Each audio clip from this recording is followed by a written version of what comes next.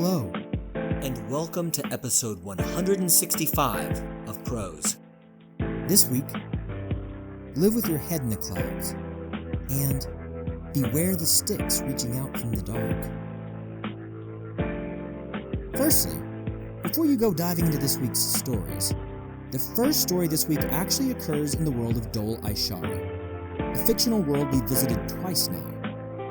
If you would like to check out those visits before proceeding into this week's story, go listen to the first story from episode 112, originally released August 23rd, titled Apple Thief Charlie, and then listen to the second story from episode 118, originally released November 15th, titled The Chaddock. It's not fully necessary, but it might add to the experience. While you listen, please head over to prosepodcast.com, which is our one-stop shop for all things prose. From there you can do a number of things, including follow the program on social media under @ProsePodcast across all platforms. You can also find the small but growing online store there. If you are enjoying the show, do click that 5-star review button for Prose wherever you're listening. It certainly helps out a great deal.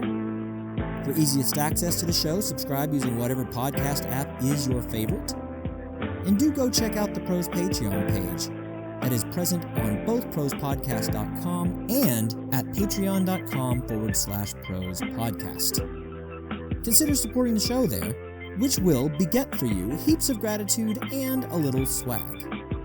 Again, all of that is on prosepodcast.com. Thanks for listening. Let's get to the tale, shall we? This week we have Living in the Firmament and In the Season of Sticks. Enjoy.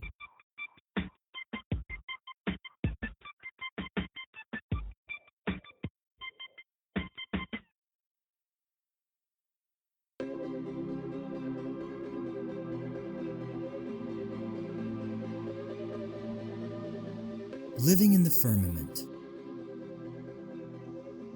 An original short story by Jared I. McGee.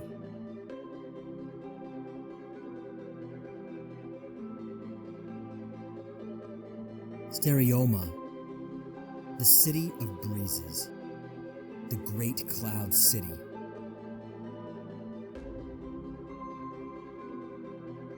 There were names upon names heaped upon Naya's home, but the ancient walls that rose up past the clouds were only one thing to her: a prison.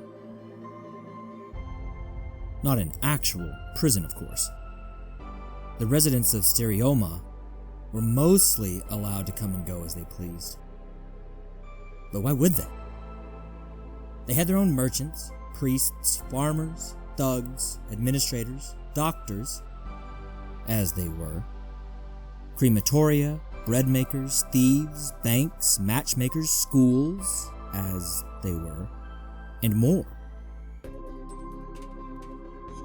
They had their own viceroy. At one point, there was even a wren nest, a place where the trained elite wind riders of Dole-Aishara could use their gliders and balloons to patrol the lands and zip along on zephyrs and gales alike, raining down fire and death upon any who thought attacking Dole-Aishara was an idea worth having. Well, that's what the tales said anyway. Naya would write those tales off, but she saw the launch sites and aerial nests every day walking to and from market, to and from the temple, walking anywhere really. Just because they were run down and full of her fellow Stereomai, that did not change what they were. What they are might not be so grand, but it couldn't fully divorce the nests of their fabled past. Their true fabled past.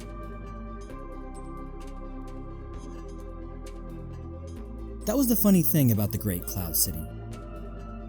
The old emperors of Dole-Aishara had ostensibly built the walls into the heavens because they could. The ruling families that long preceded the magistry and ruled without question or power sharing certainly came to use Stereoma as a citadel. But the lore that reached back into history's mists and tried to unobscure the past spoke of trying to reach the gods. trying to reach past the celestial sphere to smite, maybe even kill, the gods. More than likely, those arrogant fools built Stereoma just to see if they could, just to see how far they could climb. Whether or not they were actually building up and up to reach the gods, that couldn't be said. Their hubris and short-sightedness and selfishness in the face of their nation's needs, well, that was apparent to anyone who had eyes and looked at the annals of history. Anytime Naya began to think too deeply or too long on all that, she had to shake her head. Shake those thoughts away.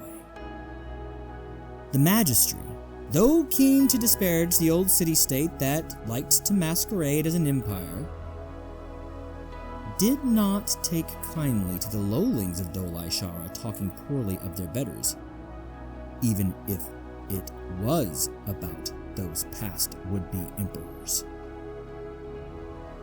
This type of talk was sedition in their eyes. It was dangerous in their eyes. And now, amid the uneasiness that was rising from below, it was enough to get you taken. Those that were taken did not come back. So everyone in Stereoma was quite confident of what being taken meant. Torture, unspeakable pain, death. That was the life of poor women or men in this world. That was their lot in life, period, was it not? And there she went again, walking down her mind's open avenues without a thought of where they might lead her. Thoughts could be dangerous. Of that, Naya was certain. The Viceroy's ears and eyes were far too well honed up here in the sky. She had to beware that she did not betray herself. It was difficult not to meander and muse, though.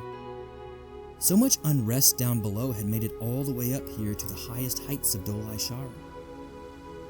As the saying went, if the news reaches the city of breezes, the news is far from an airy topic.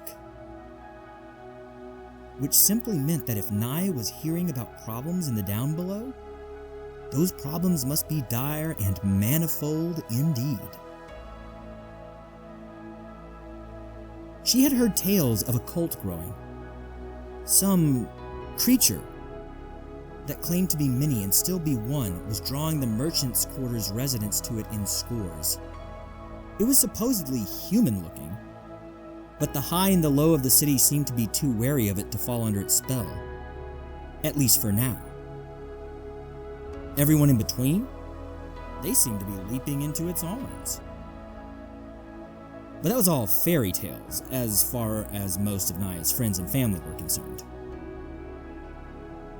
She had heard of the knowing not understanding recent illnesses, blights on the flesh and on the crops alike. She had heard of the rich that clung to the old ways becoming less frequent travelers on the ways of the merchant's quarter, fearful of what the nights might bring.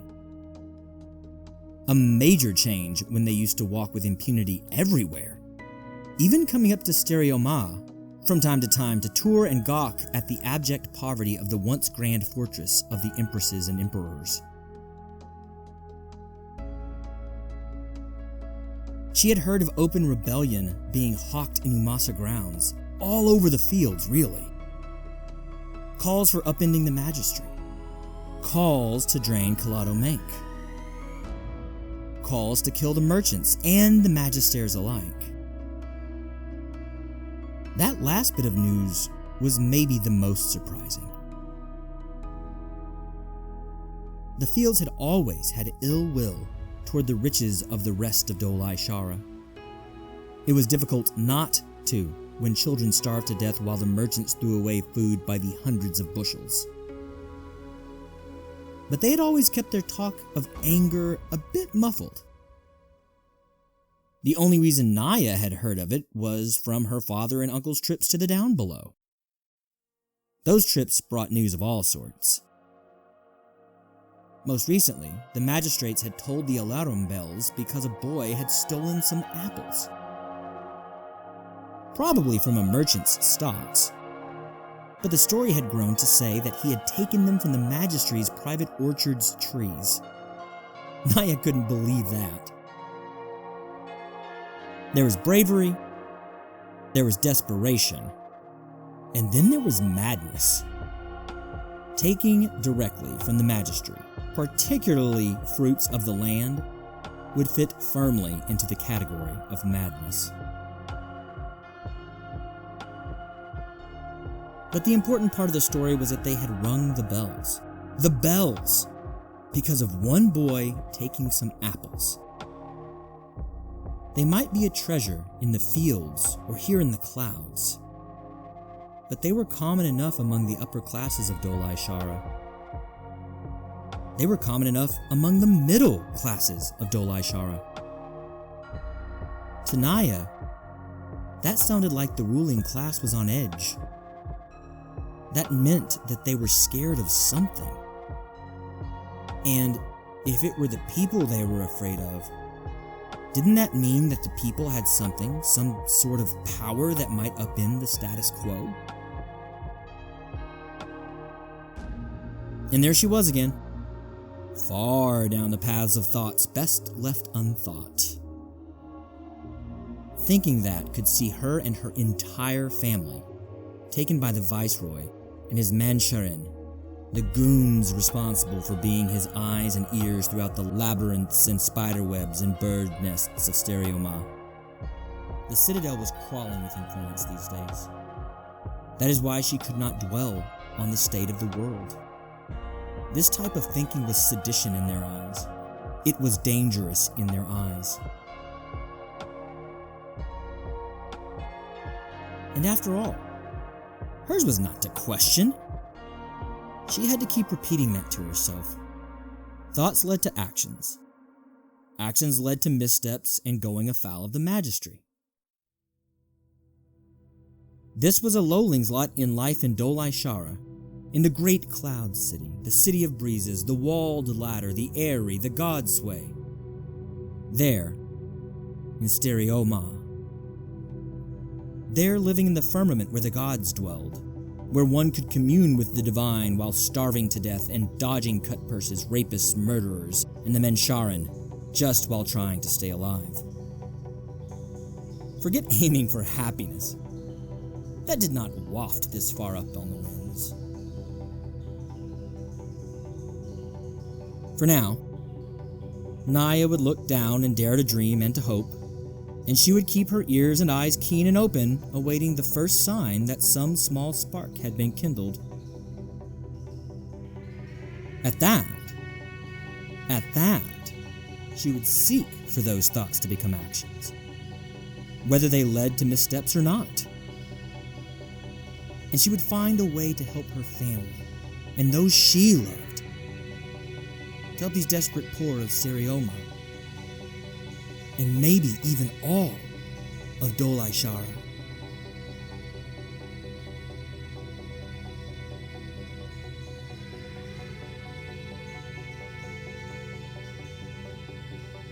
Thank you for listening to Living in the Firmament, an original short story by me, Jared I. McGee.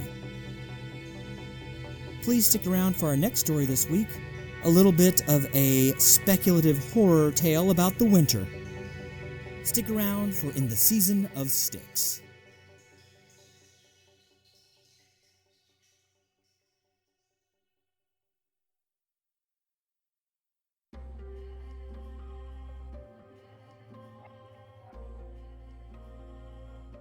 In the Season of Sticks, an original short story by Jared I. McGee.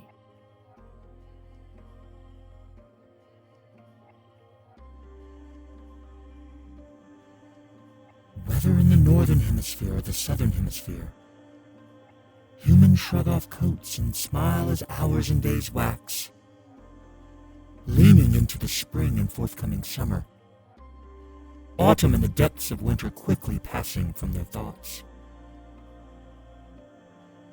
But Though their memories be short, the great orb will revolve and tilt away from the sun in due time.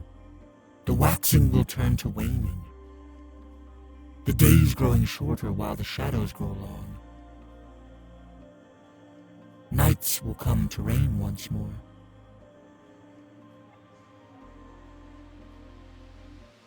It could be anywhere, it could be everywhere, it could be nowhere. But in the here, in this nowhere town, the longest night is looming. The earth has shifted away from the sun. The small town that could be any small town, every small town, no small town at all, is waiting on the edge of the longest night of the year. The trees have long since discarded their motley cloaks, causing the yards and streets of the town to be swept in color, and the air to be made heavy with the earthy, thick scent of decay and death. Those same trees rise into the skies in their proud nudity stripped bare. They also freeze, just as the humans do. But unlike the humans, they also shed the pieces of themselves that the cold and the season of dying requires they must. Long and skinny, knobby and wiry, thick and bark-ridden, their forsaken pieces join the scraps of motley in small fires in the yards and ditches of the people of the nowhere town. Puffs of smoke go up into the air, filling the breeze with the incense of invocations to the darkest night, an offering to the dead and the dying. Today is a bit different. Though far from the autumnal abnormalities of temperature and weather patterns, this darkest month feels of what once was called an Indian summer, though it's come a month too late and the term has fallen out of favor. The unseasonable warmth makes the people of Nowhere Town let their guard down.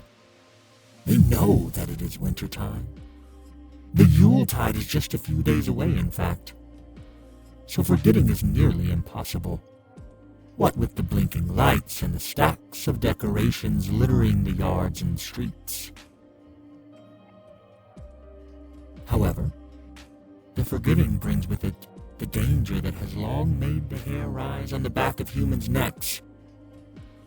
That opaque ink of a winter evening is the reason why all cultures in all the world and all the times have sought to bring brightness and hope and literal light to the dark months.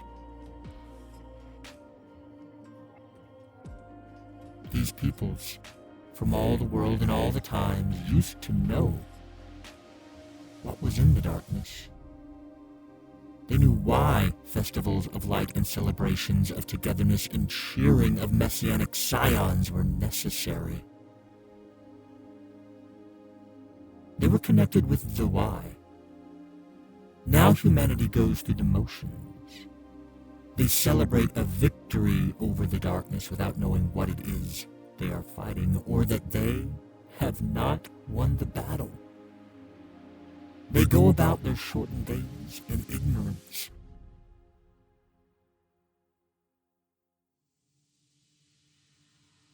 The native peoples that have clung to their knowledge in the face of ongoing systematic genocide, they know. They remember. Their traditions are miraculously unbroken. They sing the old songs. They dance the old dances. They know what is in the darkness.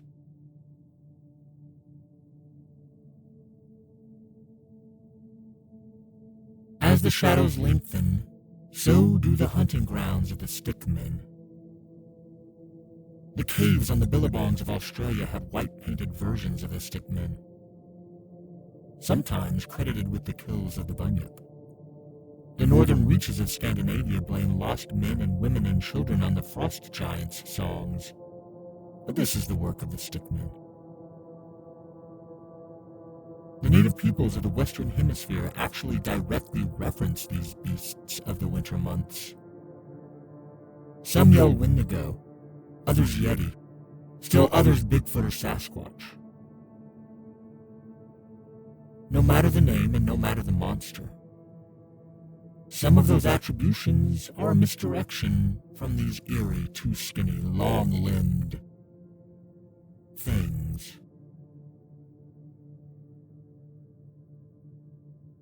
They are malevolent. They are dangerous.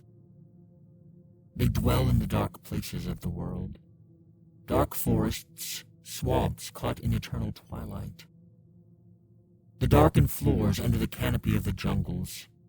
Caves dotting coasts. They are not picky so long as they can keep from the light of day. The stickmen are seldom seen, but they are said to resemble those discarded appendages of the trees. They are skinny, dark brown and green in skin. They are too long and craggy to be human, though they look like spindly abominations of the human form. They are tall, too tall. Their arms and their fingers are so long, too long. They can reach all the farther from out of the shadows to grasp those that do not know to shun the darkness.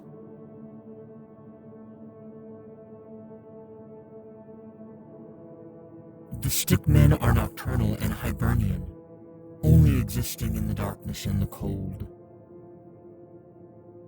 Places whose winters are milder do not escape these sneaking horrors, though. The stickmen prefer the cold air. When those months of rain come, though they may not bring snows, those more tropical places will be touched by their terrible presence as well.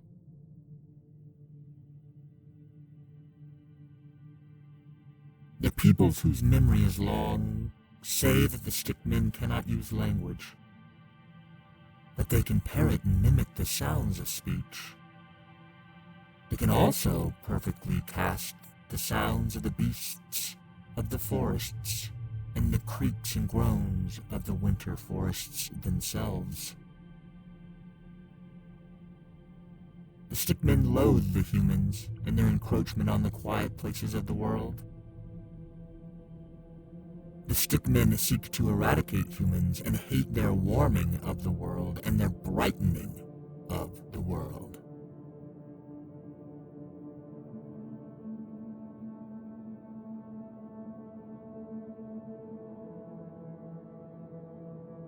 So they're in Nowhere Town. That could be anywhere. That could be everywhere. That could be nowhere. The sun is setting quickly. Far more quickly than normal. And there is one small red mitten blowing along the sidewalk, dancing in a small gust pregnant with the smoky offerings, always on the winter air.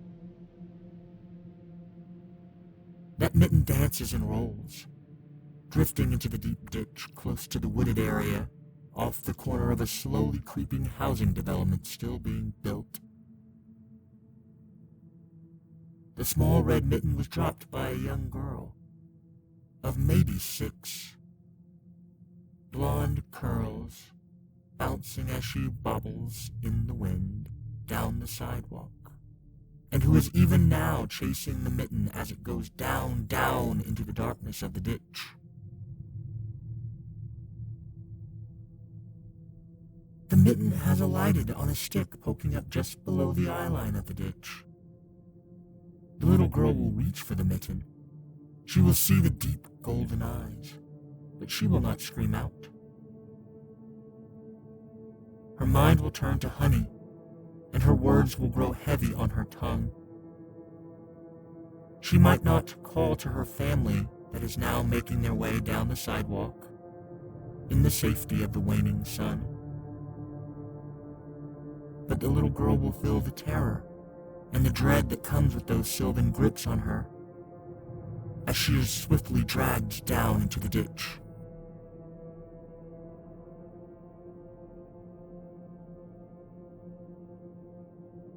It could be anywhere. It could be everywhere. It could be nowhere. this nowhere town, the last light of the day has begun to die down and the longest night is here. The family is just now realizing that the little girl with the small red mittens is not strolling and flitting around them. Their realization comes far too late, as she is now deep, deep into the woods, feeling the darkness and the cold that comes with the abandonment of the sun. The incense continues to burn. The false lights ignite, desperately trying to chase away the darkness. But it is not yet time for the great orb to revolve and tilt back toward the sun. It is not yet time for the waxing of the light.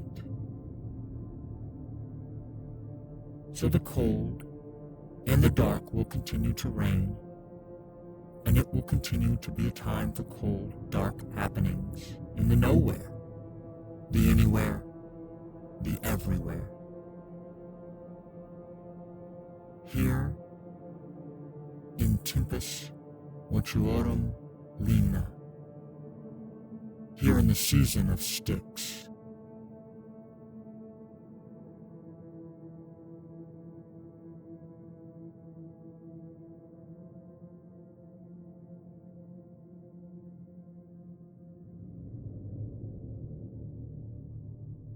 Thank you for listening to In the Season of Styx, an original short story by me, Jared I. McGee. All sounds and music you have heard during this episode come from YouTube's free audio library.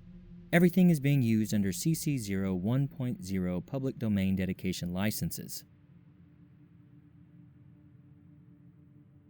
That does it this week for Prose. I hope you enjoyed the episode and the continuation of our tales. We will be back in 2 weeks' time with some more tales, and until then, as always, love those around you, tell them that you do, and embrace this life as it is stranger than fiction. Sincerely, thank you for listening.